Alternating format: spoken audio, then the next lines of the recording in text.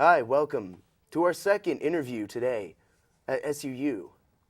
Today we're here with Jacob, going to learn about Philo Farnsworth, an interview that's going to blow your mind. So tell us, who is Philo Farnsworth?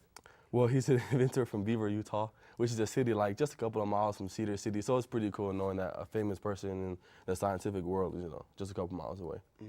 So what did he invent? He invented the all-electric TV, because back then a lot of inventors were actually going for, a TV that had disc and a lot of components, and his was just all-electric. That's very fascinating. Yeah, it's pretty cool. I mean, he came up with it when he was 14 years old, the idea. So like, he's pretty much a genius when he was a kid.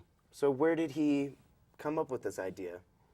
Well, he came up with the idea when he was 14 on a farm, and I think he saw the tractor going back and forth and just like saw it right there, and like came up with the idea for, I think, either the image dissector or the camera tube. So yeah.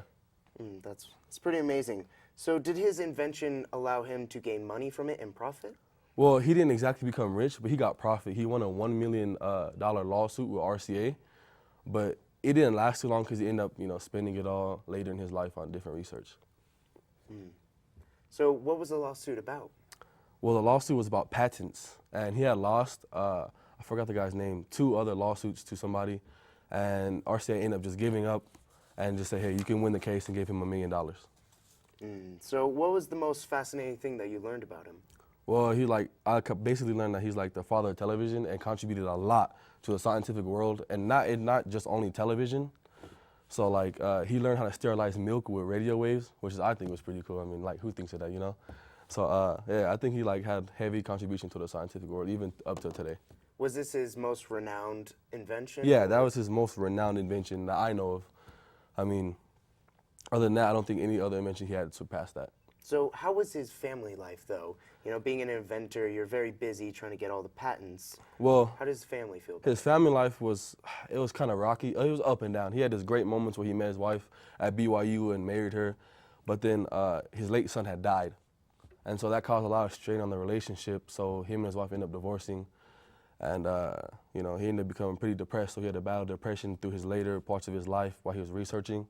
And he ended up turning to alcohol, which is pretty sad because you don't want to see anybody turn that, Yeah. And he ended up dying of pneumonia.